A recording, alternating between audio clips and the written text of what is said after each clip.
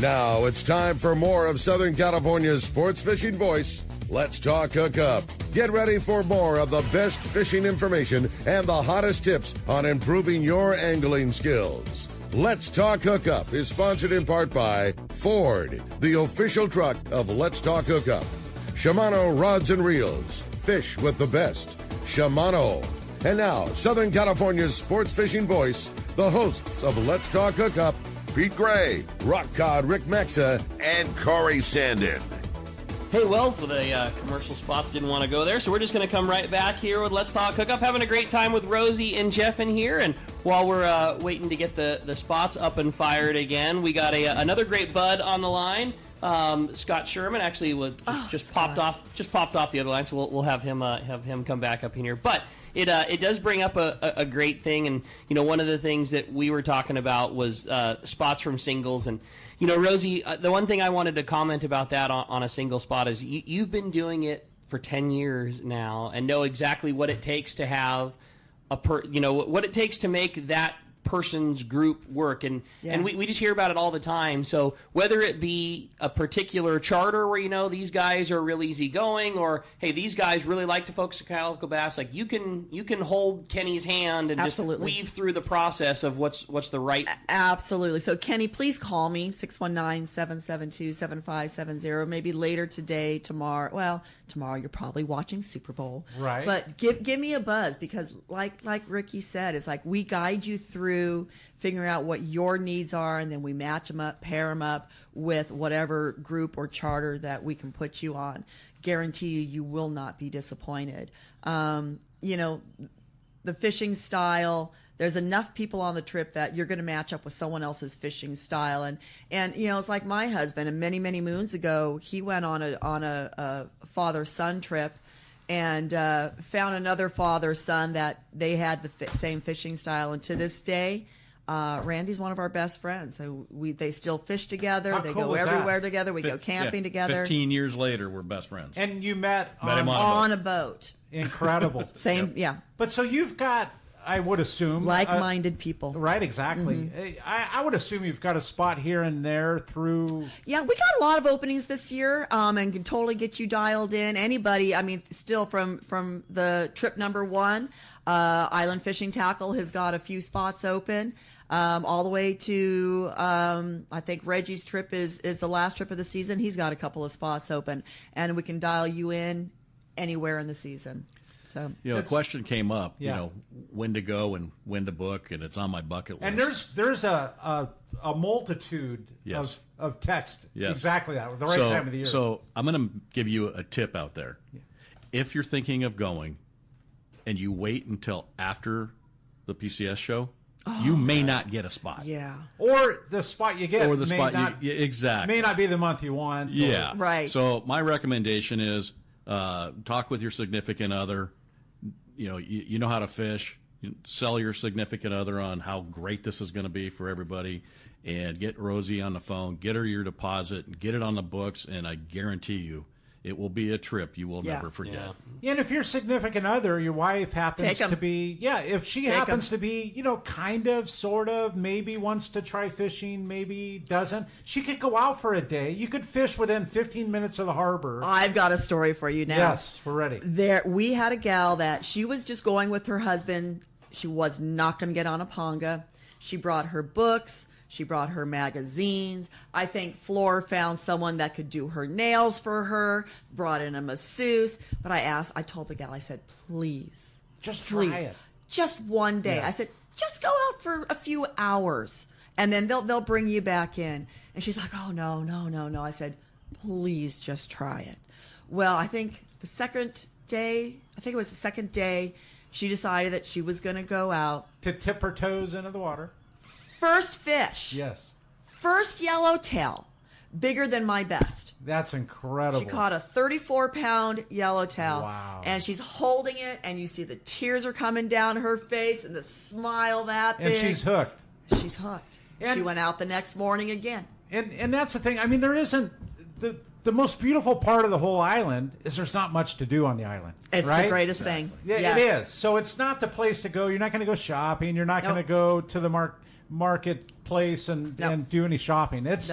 But to sit down, read a book, and enjoy if you wanted to stay on the island for the day, you could walk down to the harbor. You could, there's a handful of things you could do, but it's not. Yeah. You're going to go fish. Yeah. Yeah. We set up, a lot of people are curious about the lobster and abalone co-op, and we will set up tours there. Really? Yeah. The only thing is you have to have closed-toe shoes and you have to have long pants. That's their only criteria. But yeah, we'll set up lobster and abalone co-op tours. We have one group that in the afternoon they all come back by noon and they want to eat their lunch at the lodge, and then they want to do the hike at the top of the hill. Oh. So they do the hike. And I mean that hike goes out a ways on the top of the hill, and it's interesting, beautiful. And you know what cracks me up is the like the Bill Varney. I'm going to go fish. I'm going to walk down the steps. Yes, I'm going to fish. And there's people that think that way, right? I'm one of them, but I have yet. I come in from a full day of fishing. I just want to relax and enjoy the have a conversation. margarita, a beer, right? Yeah. Enjoy the yellowtail sashimi platter. Yes. And I have yet to walk down those steps and fish, even though it's in my heart and I want to do it every time. Yeah. But you keep on saying, I'm going to do it, and it's like, okay, well, maybe has yet to time. happen. Yeah. Have you seen Bill Varney's calendar this year? It's wait till you get to his picture at Cedros. What month is that? I don't know. Oh, What's your calendar? It's right there. We'll have to check it out. It's hanging on the wall. It's hanging on the wall. Check it out. Thank you, Bill. Yeah, no doubt. Well, as you can hear, we got a great show going on. So much fun information. In this second half, it's all about you, and it's all about the text. So if you've got a question, text it into the show. Again, just like Corey said, only available through the Let's Talk Hookup app. And let's jump right into those texts. First one was, I have a question for Rosie. What is one fishing technique that somebody should have polished before their trip to Cedros? I hear you talking about surface iron, yellowtail, and calico bass. From a relatively new angler, is there something that I should be working on before my first big trip? No. Just get it in the water. No. Yeah. And that's basically it. It's like I have a bunch of new anglers, and they're like, well, I don't have the right tackle. Sure you do. You got something that you can put a line and a hook on? You're good to go. And seriously, they are. I mean, okay, I can't cast. I can only cast, 50 feet. Great. Yeah, that's fine. I can catch 100. Great. I fish with a friend, and he struggles a little bit casting a jig, and he casts probably maybe 75 feet to 100 feet, maybe, but yet he can still outfish you. Isn't that crazy? Yeah, it's amazing. Those fish will bite the iron 5 feet from the side of the boat. Yeah, I've seen it. Yeah. It's amazing. Yeah. Well, and there's plenty of times. I have a guy that has shoulder surgery. He's like, I won't be able to throw an iron. It's like, well, then sling it. Sling it out there. Yeah. Just get something in the water. It's like, no, you don't need to perfect anything. You just need to be able to get your line in the water and just wait. And the captains are so good at absolutely. At not only reading the conditions and knowing where to be and what to do, but they're so good at positioning you on where to be and where to cast. They fish that island every day. They know where to go. They know what to do. If you want to catch this, great. If you want to catch that, they know what to do. And it's like, you don't need to practice anything. You just need to go and do it. I have a great text here that came in, and thanks for sending this. This comes from Chris in La Mesa, and it says, hello, guys, and question for Rosie. How did the lodge get started? What's the story? And I'm looking to book my first trip to Cedros this coming season. Thanks again. It comes again. Right on, Chris. Yeah. So this all started many moons ago, almost 20 years ago it's now. It's kind of a cool story. It is. Yeah. It is, because it started with Tom Green and Adrian Ojeda. They were the pilots for not only the Sportfishing Association of California, but also they worked with Ted Dunn, flying around looking for bluefin, looking for, schools of fish to guide everybody into, and also looking for bait. And they said every time they flew around Cedros, they said it was just an abundant amount of fish. And Tom Green would say, a good business would be to have a fishing lodge on that island. And that is literally how it started. And it started with Adrian buying a small little house on there. It was a small house with a garage. And now that has turned into Lodge 1, where the house has been expanded, and that's the lower, and then the upper house, house 1, 2, and 3, that was the garage. So that was the legit first piece of property. You know, Ricky was down there. I think we didn't even have the upper house turned into the houses yet. We went with Tom and Adrienne before there was an upper house. You know, when there was a little motel that they based their tuna spotting operation out of. So it's where they would sleep. Exactly. Yeah. It was, while the plane was sitting. Yeah. It was Carlos Zamora's little hotel. Yeah, and it was the. You know, Tom has always been a great friend and a friend of the show, and it was, hey, you guys go fishing at a lot of places and are familiar with Mexico. We think we've got a great idea to bring people down. We want to know if you'd come down and see what you think. And it was just from day one, oh my God, this is it. And then to imagine that, you know, that first trip now 20 years ago to what it is today, it makes me so proud of what you guys have accomplished at Cedros Sport Fishing. And, you know, then there was zero tourism. It wasn't an idea. It was just, you know, they had hired one of the commercial fishing pongas to take us out for the day, and it was as prolific then as it is now. The difference is there's a Rosie at the helm, and it is so refined and so easy. I mean, I think that's the part that I want to stress the most is how easy this trip is. And you guys both hinted at it already. There's no surprise. You made it popular. There are a lot of different operations, and they're all fishing the same water. For me, the biggest difference is there's only one Rosie. Your paperwork is handled.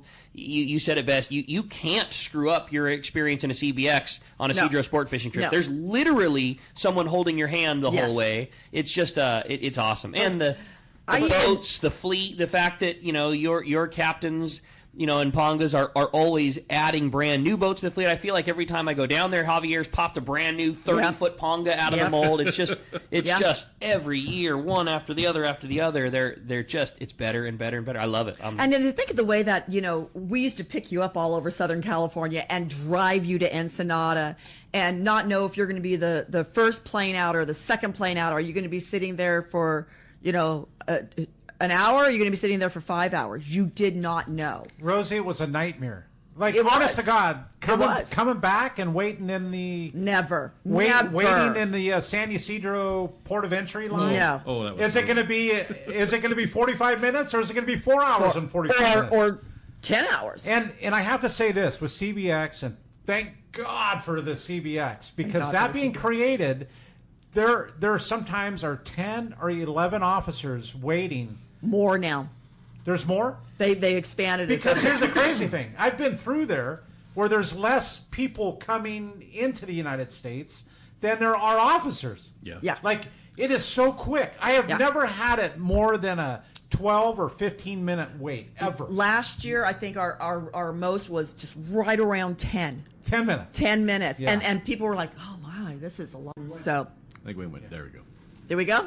Yeah. We're good to go. Yeah. So, I mean, it says they get right across so quick and easy, and get down there so quick and easy. So I will tell you a quick little story is this last year, the CBX, I was so blessed. You know, if you go down there and you're not with me, I mean, you might be going to, I don't know, Cabo, Puerto Vallarta. You walk into that CBX, and they have this little station there where you can do your visas right at the little computers.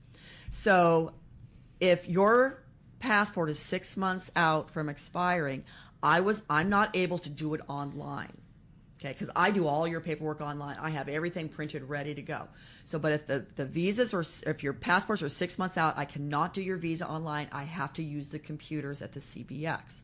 So one day I walk in and I'm looking. I was like, I look at Brianna. Where are the computers? And she goes, you don't need to do your visas anymore. What they do now is that as you cross over, they literally just scan your passport. And you're talking the Mexican government. Yes, they scan it, and they hand you like this little receipt. There it is. How simple. So all those hours. Yeah. Hours and hours for the last 9 years. Right. That I have spent doing visas. And I mean, they're lengthy. Jeff will see me at the computer. Because I have to enter your passport number. I have to enter your issue date, the expiration date, your address, your full name. I got to enter all of this stuff. Now it's just done on a swipe. Done. They have streamlined it even more. And then coming back, I don't know what it is, and this has happened a few times this last year. It happened to our friend Greg. They see us. They know you guys with the fishing rods and stuff. They know that I'm doing this, and they hand you these little tags when you just go right through. Oh, how slick! I love it. It's all being a part of Rosie. Yeah, well, we stranded our catch reporter, Mark Wish. That was my bad, Mark. When you get a chance, give us a ring back, and we'll get that fishdope.com report coming back your way. But in the meantime, lots of great text messages still piling through, and we had another great one. It says, I'm surprised to hear about how well everything runs, considering the logistics you guys have. I can't wait to take my family down there. I'm wondering what you thought was the appropriate age for a young angler to enjoy a Cedros trip. Our son is fishy and enjoys going on half-day boats, but we've never traveled into Mexico. Wanted your opinion on the appropriate time to start him in his first Cedros adventure. I would say know your kid. Mm-hmm. That's the first thing. I think the youngest I have had down there is like 7 or 8. And then, as they get towards 10 or 11, they're easy, but know your kid. Is he a good travel buddy? Is he easy to, be in, I don't want to say the fear of the unknown, but it's like not knowing what he's going into. Is he's going to just go with the flow? I've got kids that have been going down there now. Just trying to think. I think he started off at 8, and he's either 12 or 13 right now. It's been going down every year, and he just loves it. Every year, he's always caught his personal best. I love that. Yeah. The one fish came up, and I'll have to find the picture of it and post it this next week again. But the fish was as big as he was, and he was like 8 or 9 years old, but it was a 40-pound yellowtail. And he felt bad because he had to use the rail. Oh, poor kid. You don't feel bad about that. Yeah, people will say that all the time, like, oh, man, I think I need to step up my rod, or I think I need to step up my reel. I really got my butt kicked. I caught a bunch of 30-pound yellows at Cedros on my last trip, and it kicked my. They don't make tackle that doesn't kick your butt with a 30-pound yellowtail. Like, that's what they're supposed to do. That's how it works. I tell you, pound for pound, those yellowtail are some of the greatest fighting fish. Just love them, and they're the most versatile to eat. I mean, they do it all. You can sashimi, you can do blackened fish tacos, you can do ceviche. But it's a perfect fish too, Rosie, to bring home. Absolutely, it travels well. It does travel well. And I saw a text too and I forget the name, so forgive me, but he had a strategy of the fish he's going to save, and forgive me again for not knowing the name, but he likes to keep his fish from the first day or two so that it's completely frozen solid. Yes, so that when he departs, it's good to go. Yeah, and one thing that we tell people is like, be picky about the fish you take home. Yeah, we love it now. We tell everyone, you go up to the fish house on the morning that you depart. If all your fish fits, great. If it doesn't, because we do, every plane has weight limits. Take your upper shoulders, take your upper loins, take all your exotics, your white sea bass, your halibut, if you kept any calico. Definitely keep your sheephead, your pinto bass. Those things are all so good. But pick your fish. Leave the tail sections. Yeah, they're not going to go to waste. We got ceviche we can make. Right. Yeah. So, totally. Now, speaking of that, you guys have talked about in the past, what about weight limits, strategies for appropriate packing? I know, Jeff, you've done so many trips down there. What's the in your opinion, where does one, leave some behind to be able to bring some more home? Opposite of that, what's your thoughts on packing and getting down there? Because you are flying on a small plane with, and weight limits are weight limits. You got what you got. Yeah. I take 3 rods. I take a inshore for catching calicos. I take a jig stick, and then I have an everything rod that I can use as a dropper loop, drifting for halibut. Heavy duty fly line. Heavy duty fly line. I fish that with a Talica 12. So 3 rods, 3 reels. The weight limit now. Right now it's at 60 pounds, but we're hoping to get that bumped up a little bit.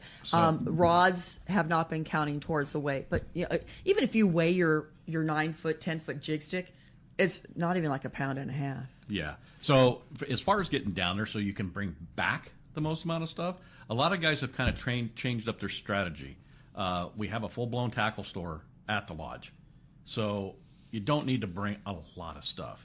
Bring your most favorite that you want to use, but don't bring 50 of them. Yeah, you don't need to bring 50 jigs. No. Bring a dozen of your ideal. Yeah. Maybe 6 surface iron. Yes. Maybe a couple full-size yo-yos and maybe a smaller yo-yo, but you don't need that But much. the reality of it is, with the tackle that's down there and the stuff that you're going to use, if you gear up to fish the yellowtail and give yourself a fighting chance, don't fish 30 and 40 pound. Please don't do that. You're just wasting your time.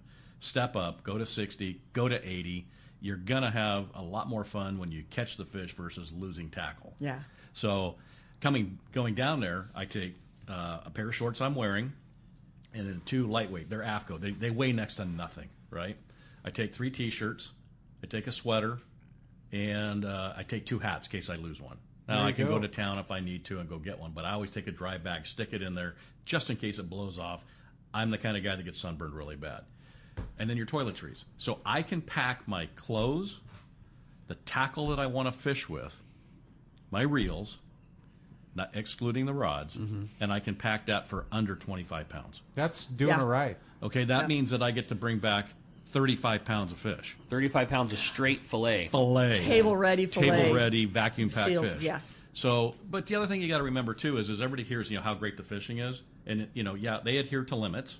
Yeah. But you got to realize you can only bring back so much fish. Right. So, it's nice to catch them, but you don't have to kill them all, right? Catch them and release them. And let them go. Let somebody else have some enjoyment. But you should be able to get down there, honestly, less than 30 pounds. I forgot my CPAP machine. Yes, you can bring those because there is power down there. Yeah. So yes, you can still pack. You can still take everything that you need. And if you forgot something, you got 11 other people's tackle boxes that you can go to look at, right? And got guys that you fish with. Yeah. Guarantee you I brought too much. You can borrow one of my jigs. And Javier has a tackle store on the island as well. And we have a great tackle store at the lodge. We really do. The other thing that I encourage is obviously if you got, family going, you guys work out of one tackle box. But if you got a buddy going and you guys can, if you have a tackle box that holds like maybe 4 Plano boxes, hey, you take 2, you take 2. Share that one tackle box and weight. Don't just,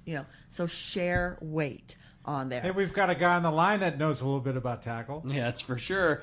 We got him, the man, Captain Mark Wish, our private boater buddy from Pacific Edge, is on the line. And it's brought to us by the Fish Pros of Fisherman's Processing in San Diego. It's where you get your premier processing experience.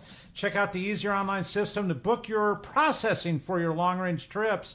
And with more team members, Fisherman's Processing stays far ahead of the rest. More same-day capacity and the finest customer service. Stop by the location in Old Town on Taylor Street or just check them out at fishermansprocessing.com. And don't forget to make your reservation today. Good morning, Mark. Hey, Mark.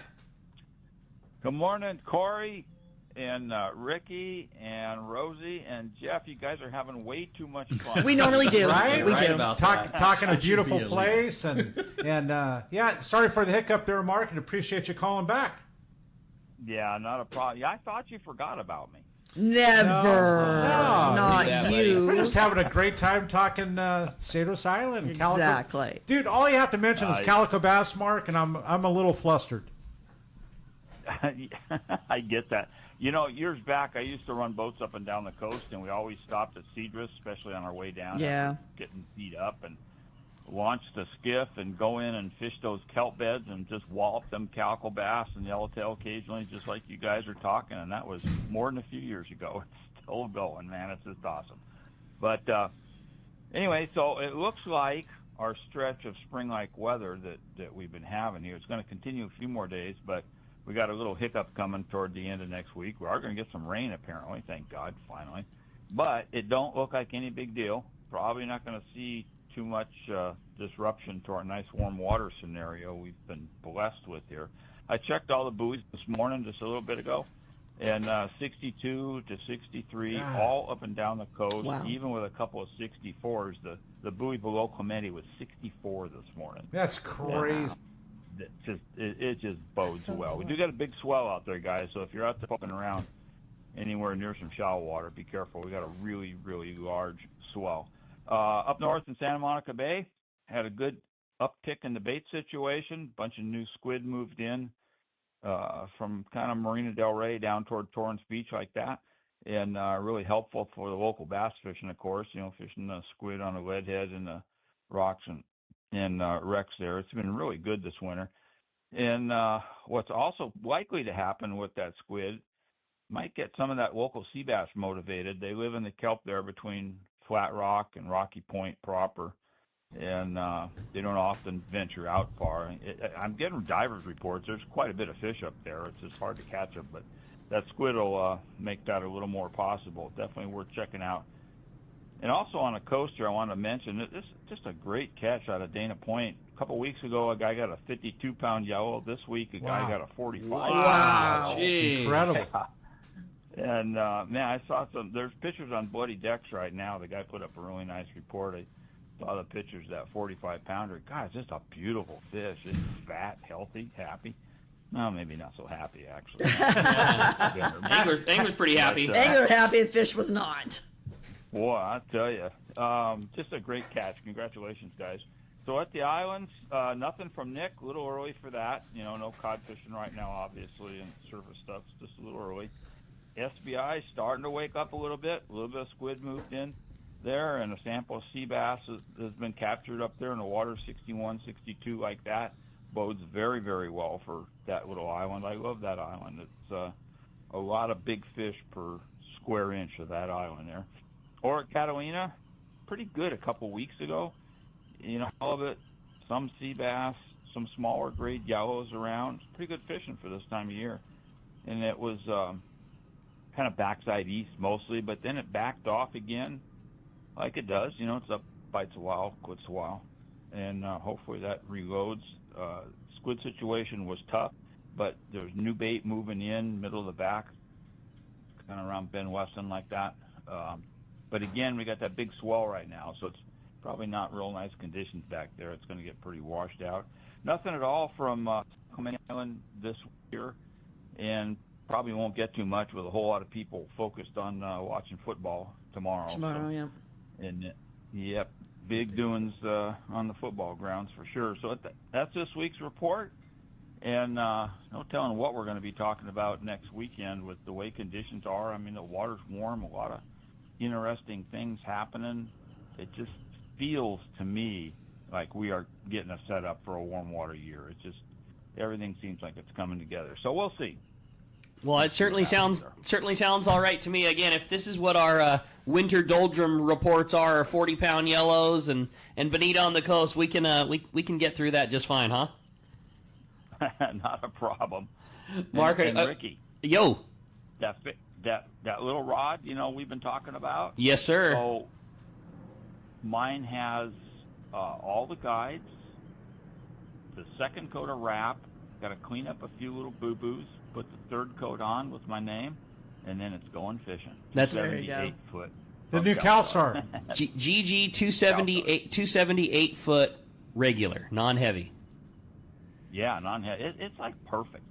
So this is perfect. Mark, I know I spilt the beans when we went on our when Doug and Brandon and I went up to go over PCS stuff with Chris, and last weekend I was under the weather, so I didn't get to kind of share the follow-up report. So. This is the slow time of year at the tackle store, and all of our boats are doing their maintenance period. And, the big thing for us right now is just prepping for the PCS show. Like, this is the time of year when, a large amount of inventory comes in, getting ready for the show, so it's all pricing and packing. Yeah. But foot traffic is down, and it was a good opportunity. So we picked the slowest day that we had of the week. We rented a little limo bus, and we did a school field trip, and all the boys went up to CalStar, and we did the full tour of the factory, and all the guys in the shop went to, just to know how much goes into those rods, and it's just so eye-opening how many what a lot of people would consider unnecessary steps that CalStar does to make sure those things are perfect. Yeah. Like extra steps of hand sanding and extra steps of coating and extra steps of baking, all the things that went into it. And we had a lot of fun, with the boys, and they gave us a great tour of the factory, and we got to see your new favorite rod, that GG 278. And all I'll say is I got a very cool variation that we had CalStar make just for the tackle store for PCS show that you have to come by the booth to check out. I think it'll be right up your alley. Oh boy, you're throwing me a teaser. Fun stuff on the horizon for sure, buddy. Well, Mark, a fantastic report as always. We sure appreciate everything you do, keeping us rolling here on Let's Talk Hookup. And if somebody wants to get the best in bait tanks or the best info around, how do we find you, Pacific Edge? We're in Huntington Beach, Ricky. We're on the corner of Bolsa Chica and Edinger by the Chevron station there. And the phone number is area code 714-840-4262. The website's pacificedgetackle.com. And Corey, the white flowers 2 weeks early are almost all down on my benchmark tree. That is crazy. The dogwood. Yeah, because that typically wouldn't start until right now. Right? Like mid-February. Yeah, they're way early this year. Incredible. Well, it means something. Don't know what, but it means something. There it is, Mark. We'll talk to you guys next week. Thanks, Mark. Thank you. Awesome report, man. He always has the good info, doesn't he? Even on trees. Yeah, even the dogwood trees. And then Doug has what you call the yellowtail tree. The yellowtail tree, yeah. Right? I couldn't tell you what kind of tree it is, but yeah, the yellowtail tree in the back of Doug's yard has been guaranteed for however many years. He'll always, it used to always be myself because Neil and I were always out fishing yellowtail on some thing. Now that we both have boys, that the number of days we have spent has lessened, but the end result is always the same. Doug will be like, man, I don't know, I haven't heard anything, but the yellowtail tree's in full bloom. And then one of the guys will be like, yeah, nobody said anything. There's been a really, hush yellowtail local bite. There's something about it, man. Mother Nature has her tells. There's no doubt. I see it. The Mark and Doug Arbor report. Exactly. Yeah, exactly. Yeah. Exactly. We're starting to go. We're starting to see buds. It's going to be happening any time here. Get ready. Stand by. Yeah, no doubt. Even our avocados are like the buds are all early this year. Yeah. We're like looking at the avocado trees and going, oh boy, it's going to be a season. Crazy. Yeah, definitely good stuff. Yeah. Well, we're going to jump right back into those texts. We had another fun one here. It's Jeff, you mentioned your quiver. Can you give me a rundown of what you think the most important rod I need to bring when I'm paring down my tackle? I'm having a tough time. I'm a bit of a tackle hoarder, but I definitely want to bring. I want to have lots of room for those yummy fillets to bring home with me. What target species? Yeah. First right. question. Yeah, you're right about that. I'm not going to tell you to take down a yellowtail rod. You're going to fish calicos. Although you can do it. Yeah. Why not? It works. Yeah, bring it on. But if you're going to take one rod, I would take an 8 to 10 foot jig stick that you're very comfortable with fishing. You can throw a surface iron and you turn the handle a bit quicker. You're going to be catching yellowtail. You slow it down and you're going to catch calico bass. Like I said earlier, I take a jig stick, an inshore. I fish 80-pound braid, 60 to 80-pound leader, about 6 to 8 feet long, and my jig.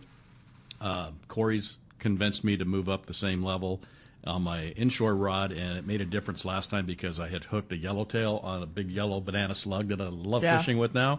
And had I not had the setup that you had recommended, you wouldn't have landed. No, it would have been a show for about 3 seconds. But that's the thing. Like even if you're a diehard calico guy and you're used to maybe locally 50-pound Power Pro with the 30-pound Cigar leader, short leader, bump it all up.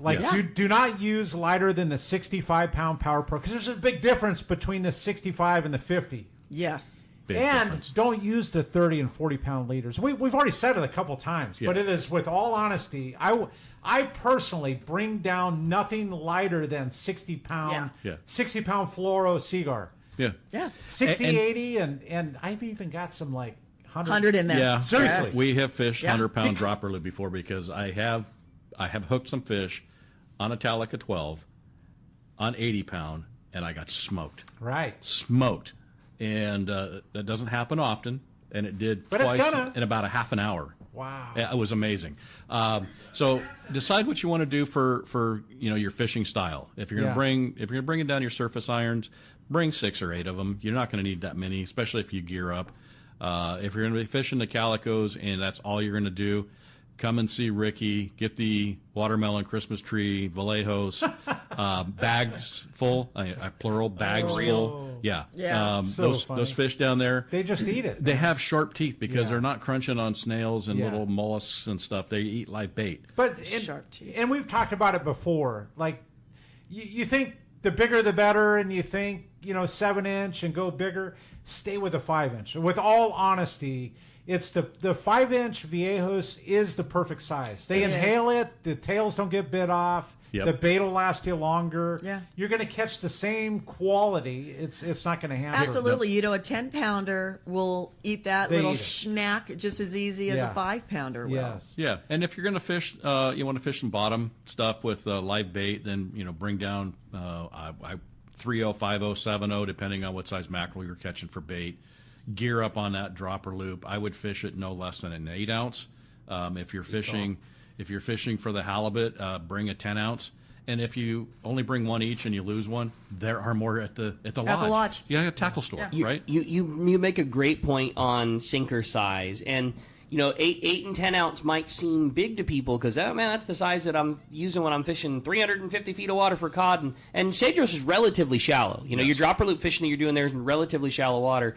It's not just about getting to the bottom; it's holding that bait on the bottom, and you're making your bait there on scene, and it's mackerel, and it's you're fishing for 30-pound yellows, and you're trying to anchor a pretty big bait to the bottom, not necessarily just it's not sure you could get to the bottom with a 4-ounce torpedo sinker, but that mackerel's never going to let it hang on the bottom, and that's what you're wanting to do with that dropper loop. You're anchoring that bait to the bottom. You're not allowing him to dart off. He's going to be going crazy on the bottom where you're at, and that's where your bite's coming from. One other little tip is make sure you bring some sabikis, at least 30-pound main line, 20-pound leader line to the little fly at about 3/4 of an inch, and don't fish that sabiki with less than a 4-ounce sinker, because when you're catching AAA mackerel and you're catching 5 or 6 at a time, it will destroy your sabiki. Like the first drop. In one drop. Like the first drop. In one drop. Yeah. And be quick. Don't be the lazy angler when you drop it. I'm going to load it up. I'm going to load it up because you're going to have nothing but an absolute mess when you come back. And not only that, just drop it down a little ways. I've got guys pulling up baby calico bass. Right. I think that's You can get down there, just target what you're going to want to do, load up a little bit on it. You don't have to go crazy. And like I said, you should be able to get all your gear, all your clothes, everything, less than 30 pounds, packed up, ready to go. And one last thing I wanted to mention is when we were talking about clothes, and I only said I take a pair of shorts that I wear and 2 extras, and you're down there for 5 days or 6 days, there's a laundry service. Oh, yeah, every day. Every day. So really, if you wanted to get down there with 2 pairs of shorts, the one you're wearing, 2 T-shirts, the one you're wearing, a sweater, you can just bring home more fish. Yeah, totally. Yeah. I mean, and it is. I'm with you, and I'm the same every single day. I bring 2 sets of fishing clothes, one that I wear, one that's getting washed. I wear the other one the next day. I wear the other one. Just trade those things back off, and then your one clothes for flying back and forth with. Your entire thing should fit in a backpack with plenty of room to spare. Yeah. Couple shorts, couple shirts, your flip flops, some sunblock, away you go. I wrap my reels up with a T-shirt, and I throw them in the little carry bag, and boom, that's it. Done. Simple enough. I have a great text. Yeah, let's hear it. Yeah. It has to do with everything we're talking about, and the question comes from Big Ed in Baldwin Park. Thank you, Ed, for leaving your name and number. Does taking a rod tube limit us on our overall airplane size and weight? And how dangerous is it to simply bring just 3 to 4 rods tied up in a sock? And is the lodge and the rooms, are they air conditioned? And again, thank you. Great question. No rod tube. Yeah, no rod tube. And first of all, we'll go, yes, every room is air conditioned, but no rod tube. We do not allow it. We you don't need it. You don't need it. Well, and we're flying a Cessna Grand Caravan, and it's the workhorse of a smaller aircraft, but it is still a smaller aircraft. If everyone brought a rod tube, no one would be bringing any rods. Yeah. So basically, there's a couple things you do. Yes, please, you could put your rods in those rod sleeves or rod, and bundle them together. Tell you what we do. Jeff puts our rods tip to butt, and we puts a beach towel kind of around. Put the guides towards the center, and puts a beach towel around them, takes that blue painter's tape from Lowe's or Home Depot, tapes up that beach towel, and we take the blue painter's tape with us, and we do the same thing on the return. I've got people that use the smaller bubble wrap. I've got people that put their stuff together and take the little pool the pool noodles and just put it around the tip. I mean, you can get very creative. Everything lightweight. So it's like, yeah, no rod tubes, nothing that rigid. Same is going to go for your coolers. Okay. You do not need to bring a cooler to Cedros with you. Everything will come back in our soft-sided cooler bags. And when you come around to the front of the CBX with your car to load your stuff up, we'll take the fish out of our coolers. It's all in a trash bag, and we'll put it inside your cooler. But the one thing I do say is if you have a soft-sided cooler bag, an AO cooler, a Nordchill cooler, Yetis, I'll be honest with you, Yetis don't hold that much. But if you have a soft-sided cooler bag, you can take it down to the island with you, and our crew will load your fish up in your cooler bag. This works really great for people that are flying out at 1 or 2, 3 o'clock in the afternoon, because they just go right to the airport. Their fish is in their cooler bag and away ready they to go. Ready to go. That's a good call. So the fish is so easily done too. Yeah. Again, I mean, it's just, you guys, your crew does a great job of kind of keeping track of what is available. You can kind of get a heads up and game plan how much you have, how much you want to bring, and again, if you said it already, you can pick and choose what you want to bring home. If you're fortunate enough that you do have a little bit extra, you pick the ones you want, and the bottom loin of your yellowtail from the first day, if you want to donate that to somebody on the island, no problem. Yeah. You'll make every accommodation right for somebody. Yeah, absolutely. Cool. And there's sometimes people can take home more fish than they think. Right. Yeah. And they didn't have it all, processed. And then all of a sudden they find out, oh man, I still got 7 pounds of weight of fish I could have kept. All right. Well, guess what? There's going to be plenty left over. Oh, yeah. Sure. And you're not going to go home shorthanded. It's one of the wonderful things. Well, I'll tell you what, I had a customer, when he got home and had to buy another freezer, by the way. I love it. I love that. And he said, Rosie, he goes, my tag color was green, but I got some other colors in here. I said, awesome. I said, so that means you had a little more weight than you could take, and we filled you up with someone's fish from probably the last trip. Yeah. Because if you have extra weight, we fill you up to your limit. That's so cool. Yeah, so he was shy. He did a great job on his packing. Yeah. He had all of his fish that he wanted to keep go, but there was a few extra pounds. So here you go. We fill them up. Have some bonus halibut. Fill them up. Exactly. I love it. Yeah. Well, it's no stranger. I'm sure all of us have heard the second hour. No spots have been running, and you can just chalk that up to you can chalk that up to Rick being at the helm. But this is the spot where we normally talk about our 60-second live Shimano spot, and there was no way that I could ignore.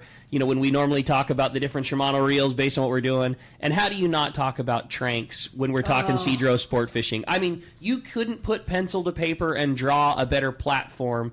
Honestly, you could just, in your 3-rod quiver that, Jeff's talking about, they could be all Tranks reels and cover everything from the smaller 150s and 200s that I know Corey likes. For me, the smallest I'm bringing is the 3. Your 400 being your miscellaneous kind of do all, big bait, fish a weedless, a 500 for surface iron. I mean, Corey, there's a right size for every scenario at that island. There really is, and I mean, I'm not bringing the 150 and 200s on that trip for sure, but yeah, the 300, the 400. Yeah. Is about all you need, right? Two 500s for me. Yes, please, and thank you. Yes. There's just the user friendliness of Tranks is probably my favorite thing. You can really pass that reel along. We've had several text questions and one caller asking about bringing my significant other, I'm bringing a friend, I'm bringing a kid. The thing that's so cool about a Tranks is you could put it in the hands of a pro like Corey, have all of the casting brakes turned off, and watch incredible distance come out of that reel. You could then take that exact same reel with same jig, hand it to your nephew who's never done it before, turn all the brakes all the way back up, and with very little coaching on like the thumb on, thumb off, he's going to fish the entire weekend, backlash free. You're not going to achieve the same distance as a master caster like Corey is, but double the distance needed to catch a yellowtail at Cedros Island. With the training wheels on it, you can't backlash the reel. I mean, they're so great. Rick, the 300 has more line capacity with 65-pound Power Pro than you'll ever need. I promise you. Yeah. There's such great reels. The addition of the HG versions with higher gear ratios, but that power handle so great. It's easy to get a lot of torque out of a small reel that fits in your hand real good.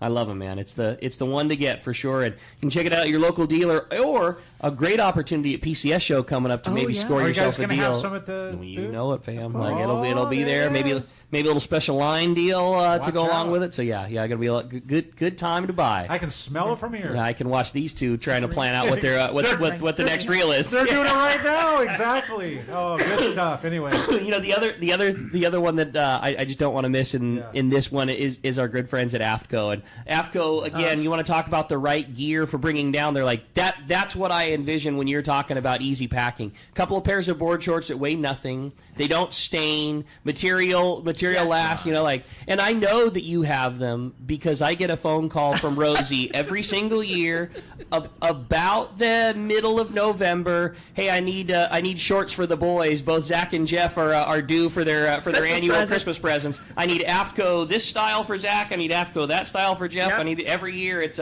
same. And you don't want to talk about a thing that you can wear every single day of the week, and they just last and last and last. Yeah. And they build the right stuff for sure. My boys love those. I can tell you, he's got them on now. I got them on now. And the wicking of the water, right? The staining that does not happen. It's crazy. They're comfortable as heck.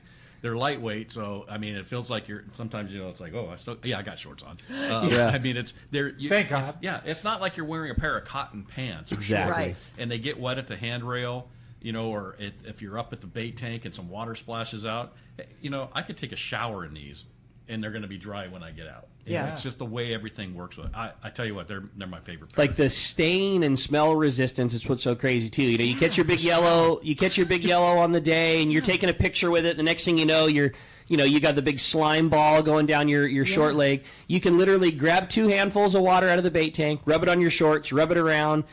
20 minutes later, it's dry. There's no stain. There's just, they're the ones, man. He even wears these when he's working the avocado grove. There you go. And it's like he comes back up, and it's just like they clean well. They wash well, and they're great. Yeah, they make the right stuff. No doubt about it. Well, we're packed up, Corey. I know you had another text standing by you were wanting to bring up. Well, it's just Hills from Ventura giving us a shout out saying good morning, but he reminded us that Doug's yellowtail tree is an ornamental pear.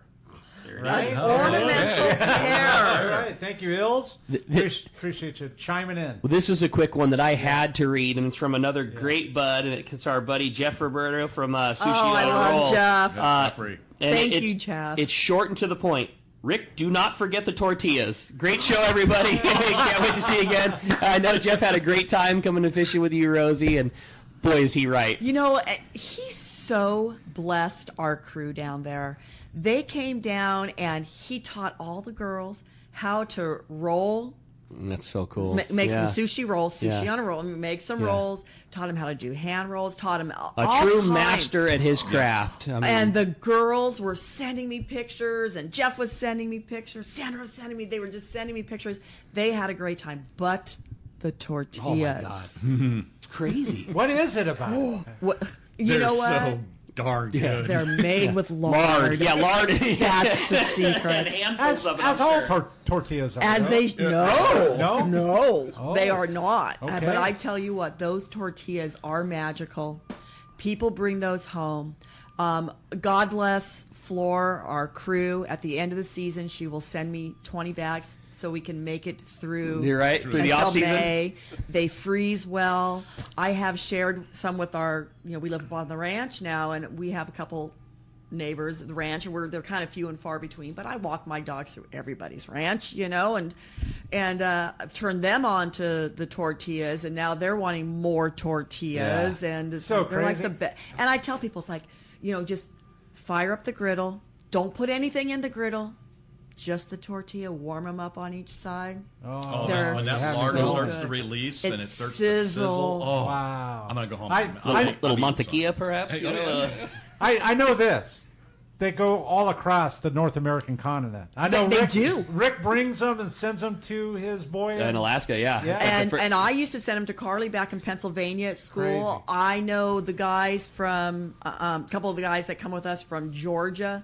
Take them back there. It's unbelievable. So for those of you, good call, Jeff. For those of you that are now worried about coming back with weight and you have extra tortillas, you carry them.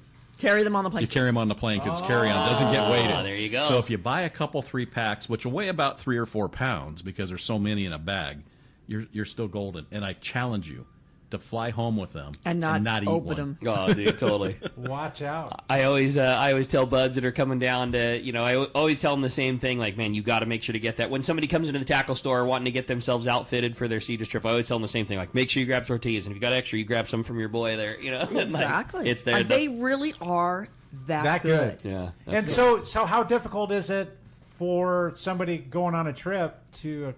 Well, let me tell you really quick. Yeah. Our island, the people on the island, they keep their Sabbath day, which is Sunday for them. The tortilla shop is not open on Sunday. So if you are leaving on Monday, depending on things, get your tortillas on Saturday. Yeah, good call. Because if the tortilla shop, if it just happens not to be open because things happen on the island on Monday morning, get your tortillas on Saturday.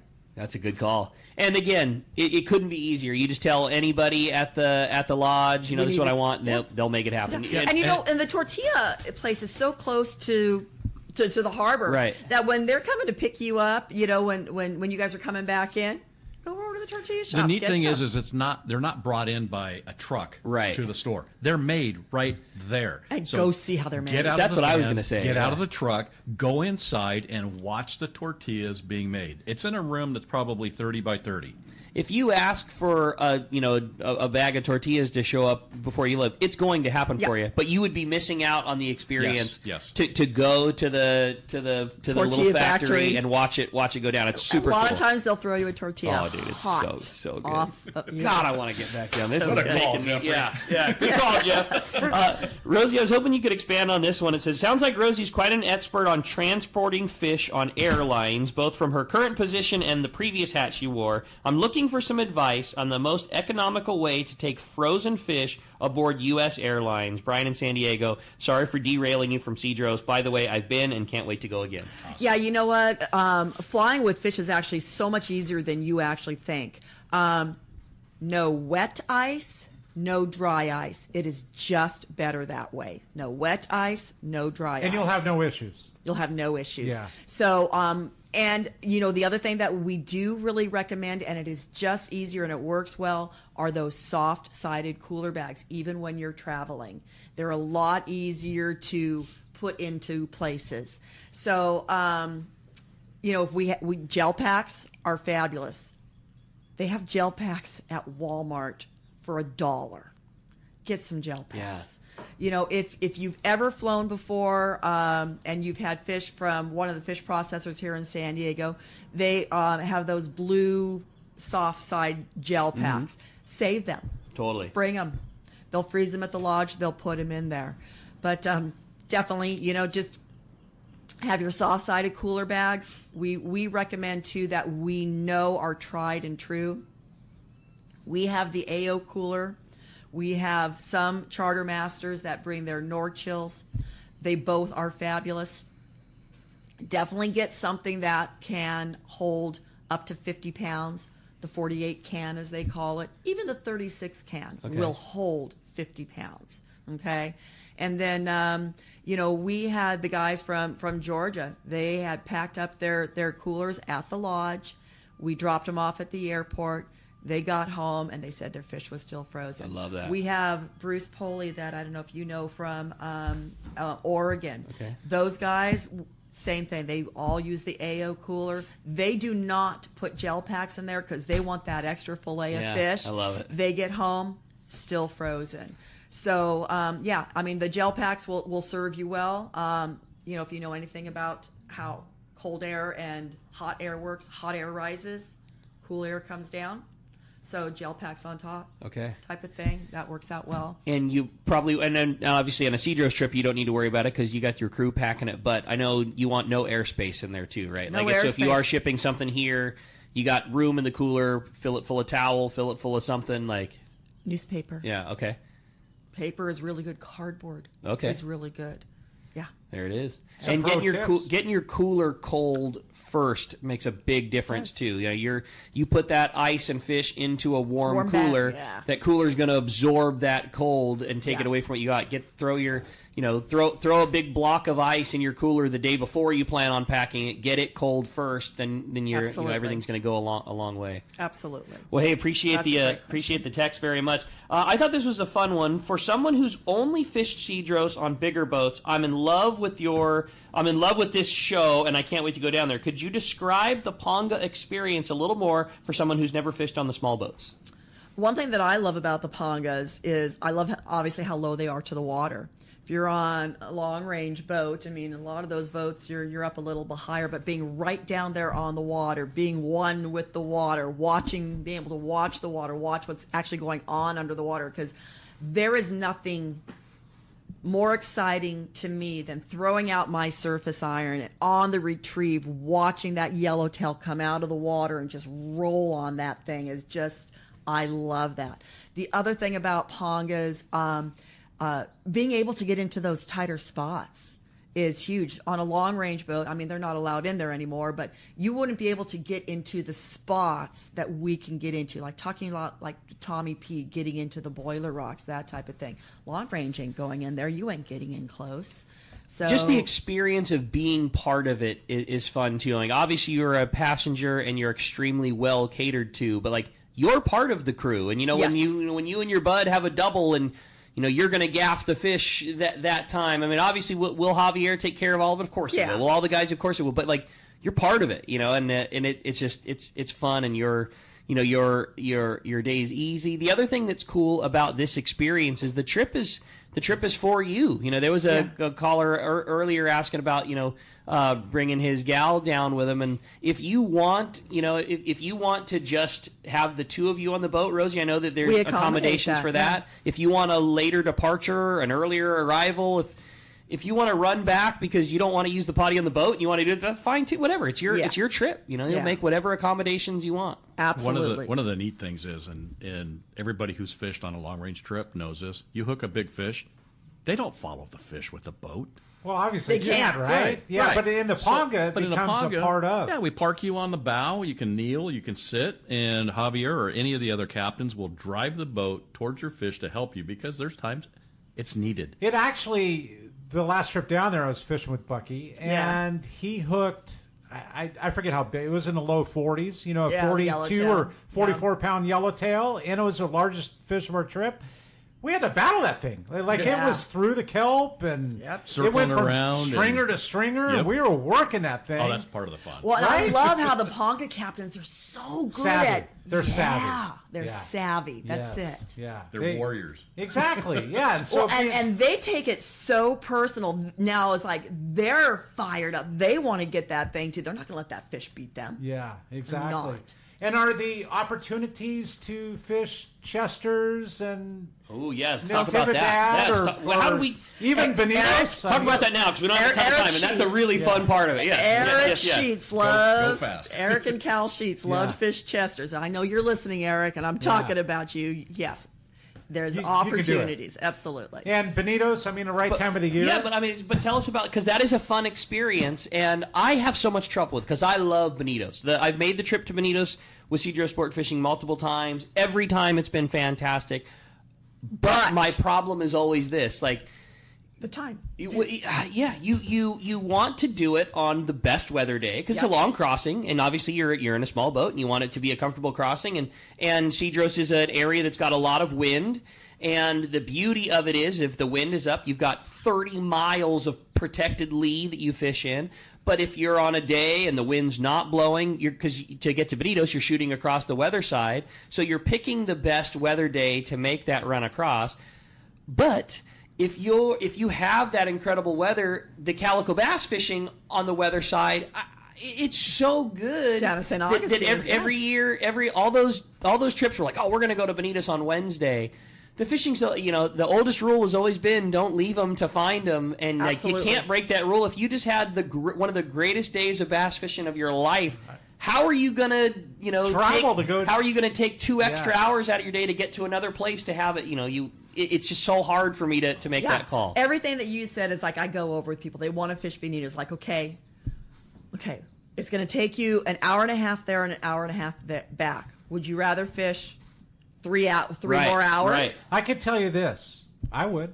But if it's on your bucket list, it is, yes. Then I say do it because you need to get that off of your bucket list. Bonitos is the place that I have seen the largest grade of calico bass. Like overall.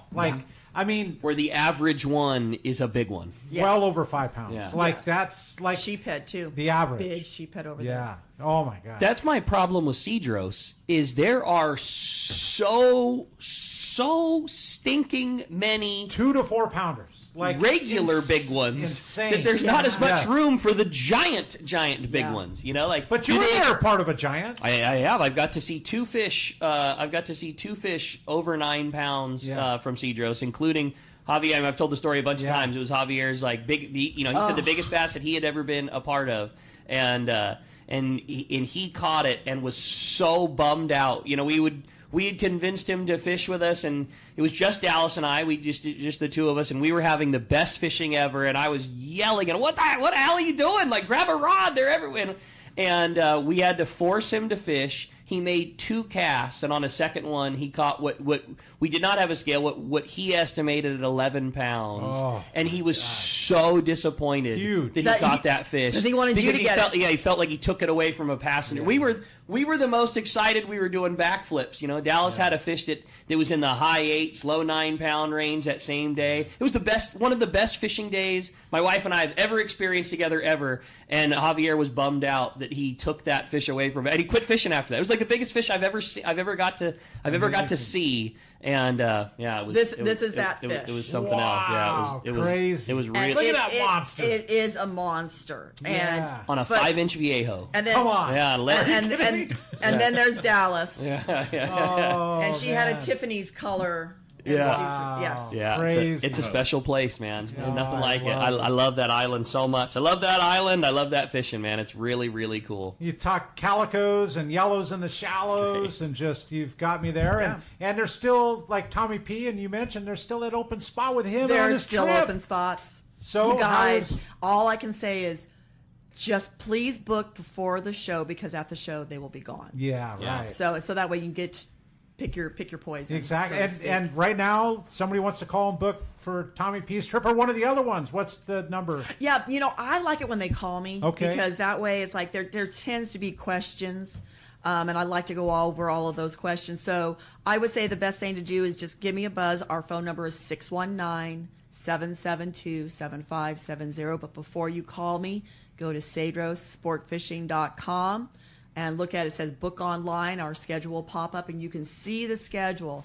And you can say, hey, what about this trip? What about that trip? Where would I fit in? And then we can go over all those questions and find the best spot for you. That's it. Well said. Well, hey, again, I want to mention another couple of those spots that, again, with the spots not getting to read, just some people that are so important to Let's Talk Hookup and, basically keeping it on the air and making us happen. And a big one is the San Diego County Ford dealers. And, they take such good care of us and are such, unsung heroes. I'm an F-150 driver myself, and I'm an F-150 everyday guy and an F-250 tow guy in the back that doesn't move along the side of the house. So a huge thanks to the San Diego County Ford dealers. This is such a fun time, with so much great Ford product available. If you do and you have the time, just for the fun, man, go for a test drive on the weekend. Tell them you're a supporter of Let's Talk Hookup. Tell them you appreciate everything they do, keeping us on the air. Another big one, Red Rooster 3. We're going to be having Captain Andy Cates in the studio tomorrow. Yeah. So always a fun show with Captain Andy. Red Rooster 3, again, such a big part of Let's Talk Hookup for so many years. And the last one during this one is Kingfisher Charters. Had such a fun time with Seth and Simon talking fishing. It was a lot of fun. Simon and I have fished together for, it's getting to be close to 30 years up there at Kingfisher crazy. Charter, and that was a really fun show. If you missed it, check out our archives on Kingfisher Charters. And I know that there are a space for 2 people to get to go fishing at Kingfisher, so we're really excited about that, and a great opportunity. So it's been a really fun show. It's been an odd one not having the breaks. I hope you enjoyed it. I certainly did. Fun not having the interruption, but always so great having Rosie and Jeff in here. And it's time for us now to find find out who is going to win that brand new pair of Costa sunglasses, whether we have a caller or a texter. Jeff's going to do us the honors of flipping our prize coin.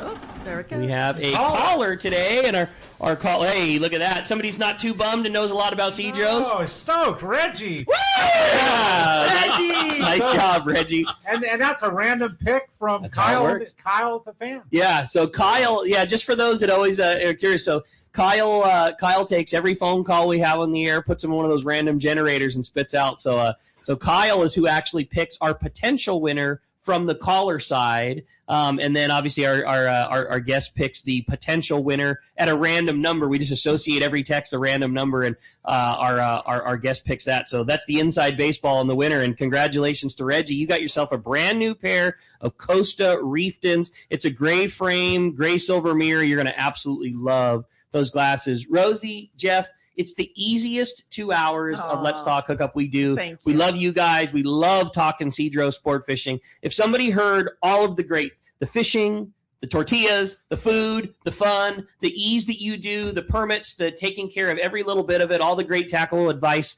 from Jeff, if somebody wants to participate and go on a Cedros sport fishing trip, just give us the rundown. How, when, Jeff's call so good. Please book your spot before PCS. And it's important too, Rick, that she's awesome at pairing people. The best. Yeah. The best there is. If you're a single and you want to go, or a couple and want to go. Yes, absolutely. Come see me at the PCS show. But like I said, a lot of these trips are going to be picked through. So please give me a call and we can go over everything all your questions, everything you need to know. And again, that's it. Phone number is 619-772-7570. There it is. Appreciate it. Great job, Rosie, Jeff. Great job. We appreciate you listening. Hey, we got another great show coming for you tomorrow. Captain Andy Cates of the Red Rooster 3 is going to be joining us. We're going to be talking long-range fishing. There is some amazing big bluefin fishing going on. If you haven't caught the long-range fleet, hop on the Red Rooster's website and check that out. The grade of bluefin tuna right now is unbelievable. Fly line fishing with 80 and 100-pound live sardines, catching 200-pound bluefins for our long-range fleet. It's amazing what's going on right now, and we're going to have Captain Andy talking all about it. Going to be a great show. Appreciate you listening, Corey. Huge thanks. An odd show, not having any of the spots, but sure appreciate you guys listening. Going to be a great one. We'll look forward to you talking tomorrow. It's Let's Talk Hookup, Southern California Sport Fishing Voice on the Let's Talk Hookup app, Facebook and YouTube Live, and 97.3 The Fan.